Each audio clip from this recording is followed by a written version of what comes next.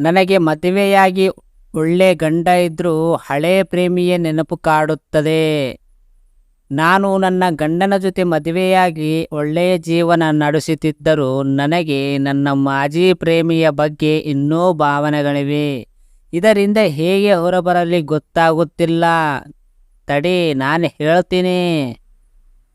ನಾನು ವಿವಾಹಿತ ಮಹಿಳೆ. ನನ್ನ ಮದುವೆಯಲ್ಲಿ ಯಾವುದೇ ರೀತಿಯ ಸಮಸ್ಯೆ ಇಲ್ಲ.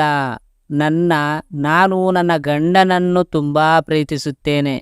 ಆದರೆ ನನ್ನ ಸಮಸ್ಯೆ ಏನೆಂದರೆ ನನ್ನ ಜೀವನದಲ್ಲಿ ಇಬ್ಬರು ಪುರುಷರು ಇದ್ದಾರೆ. ವಾಸ್ತವವಾಗಿ ನನ್ನ ಮಾಜಿ ಬಗ್ಗೆಯೂ ನನಗೆ ಇನ್ನೂ ರೊಮ್ಯಾಂಟಿಕ್ ಭಾವನೆಗಳಿವೆ.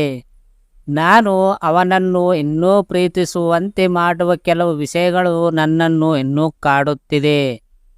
ನನ್ನ ಪ್ರಸ್ತುತ ಜೀವನದಲ್ಲಿ ಎಲ್ಲ ಐಷಾರಾಮಿಗಳನ್ನು ಹೊಂದಿದ್ದರೂ ನನ್ನಲ್ಲಿ ಪ್ರಣಯದ ಉತ್ಸಾಹವಿಲ್ಲ. ಹಳೆ ಪ್ರೇಮಿಯ ನೆನಪುಗಳಿಂದ ಹೊರಬರಲು ಸಾಧ್ಯವಾಗುತ್ತಿಲ್ಲ. ಬರ್ತೀಯಾ? ನಾನು ಹೇಳ್ತೀನಿ ತಡಿ.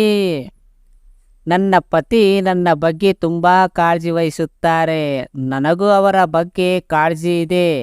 ಆದರೆ ಇದರ ನಂತರವೂ ನನ್ನ ಮದುವೆಯಲ್ಲಿ ನಾನು ಒಂಟಿತನ ಅನುಭವಿಸುತ್ತೇನೆ. ಕೆಲವೊಮ್ಮೆ ನನ್ನ ಗಂಡನ ಹೆಸರಿನ ಬದಲು ನನ್ನ ಮಾಜಿ ಗೆಳೆಯ ಹೆಸರನ್ನು ಬಾಯಿಯಲ್ಲೇ ಬಂದು ಬಿಡುತ್ತದೆ. ನಾನು ತುಂಬ ಹೆದರುತ್ತೇನೆ. ಇಬ್ಬರನ್ನು ನಿಭಾಯಿಸುವುದು ನನಗೆ ಸ್ವಲ್ಪ ಕಷ್ಟವಾಗುತ್ತಿದೆ. ಅಷ್ಟೇ ಅಲ್ಲ, ನನ್ನ ಪತಿಯು ಇದನ್ನೆಲ್ಲ ಗಮನಿಸುತ್ತಿದ್ದಾರೆ. ನನ್ನ ಮದುವೆಯನ್ನು ಹಾಳು ಮಾಡಲು ನಾನು ಬಯಸುವುದಿಲ್ಲ. ಆದರೆ ನಾನು ಇದರಿಂದ ಹೊರಬರಲು ಸಹ ಸಾಧ್ಯವಿಲ್ಲ. ನೀವು ನಿಮ್ಮ ಪತಿಯೊಂದಿಗೆ ಕುಳಿತು ಮಾತನಾಡಬೇಕು ಎಂದು ನಾನು ಭಾವಿಸುತ್ತೇನೆ. ಏಕೆಂದರೆ ಮುಂಬರುವ ದಿನಗಳಲ್ಲಿ ನಿಮಗೆ ಹಾನಿಯುಂಟು ಮಾಡುವ ಭಾವನೆಯನ್ನು ನೀವು ಅನುಭವಿಸುತ್ತಿದ್ದೀರಾ. ಯಾವುದೇ ಭಯ ಇಲ್ಲದೆ ನಿಮ್ಮ ಸಂಗಾತಿಯೊಂದಿಗೆ ನಿಮ್ಮ ಅಗತ್ಯಗಳನ್ನು ಚರ್ಚಿಸಿ. ಈ ಸಂಬಂಧವನ್ನು ಉತ್ತಮಗೊಳಿಸಲು ಅವರು ಏನು ಮಾಡಲು ಬಯಸುತ್ತಾರೆ ಎಂದು ಕೇಳಿ. ಇದರಿಂದ ನಿಮ್ಮ ಸಂಗಾತಿಯ ನಿಮ್ಮಿಂದ ಏನೇನು ಬಯಸುತ್ತಾರೆ ಎಂಬುದನ್ನು ಒಮ್ಮೆ ನೀವು ತಿಳಿದಿದ್ದೀರಿ.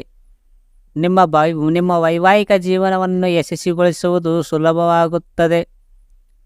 ನಿಮ್ಮ ಮದುವೆಯ ಮೇಲೆ ಕೇಂದ್ರೀಕರಿಸಿ. ಹಿಂದಿನದಂದು ನೆನಪಿಕೊಳ್ಳುವುದು ತಪ್ಪು ಎಂದು ನಾನು ಹೇಳುತ್ತಿಲ್ಲ. ಆದರೆ ನೀವು ಬೇರೊಬ್ಬರೊಂದಿಗೆ ಸಂಬಂಧವನ್ನು ಹೊಂದಿರುವಾಗ ಈ ವಿಷಯಗಳು ನಿಮಗೆ ಹಾನಿ ಮಾಡಬಹುದು. ಇದು ನಿಮ್ಮ ಸಂಗಾತಿಯ ಮನಸ್ಸಿನಲ್ಲಿ ಬಹಳಷ್ಟು ಅನುಮಾನಗಳನ್ನು ಉಂಟು ಮಾಡಬಹುದು. ಇದು ಯಾವುದೇ ಸಂಬಂಧಕ್ಕೆ ತುಂಬ ಕೆಟ್ಟ ಪರಿಸ್ಥಿತಿಯಾಗಿದೆ. ಅಂತಹ ಪರಿಸ್ಥಿತಿಯಲ್ಲಿ ನಿಮ್ಮ ವೈವಾಹಿಕ ಜೀವನದಲ್ಲಿ ಕಡೆಗೆ ಗಮನ ಕೊಡಿ ಎಂದು ನಾನು ಹೇಳುತ್ತೇನೆ. ನಿಮ್ಮ ಪತಿಯೊಂದಿಗೆ ಗರಿಷ್ಠ ಸಮಯವನ್ನು ಕಳೆಯಿರಿ. ನೀವು ಅವರನ್ನು ಎಷ್ಟು ಪ್ರೀತಿಸುತ್ತೀರಿ ಎಂದು ಅವರಿಗೆ ಭರವಸೆ ನೀಡಿ. ಅಷ್ಟೇ ಅಲ್ಲ, ನಿಮ್ಮ ಪತಿ ರೊಮ್ಯಾನ್ಸ್ನಲ್ಲಿ ಕಚ್ಚಾ ಆಗಿದ್ದರೆ ಅದನ್ನು ನೀವೇ ಪ್ರಾರಂಭಿಸಬಹುದು. ಗಂಡನನ್ನು ಮಾಜಿ ಜೊತೆ ಹೋಲಿಸಬೇಡಿ. ಏಕೆ?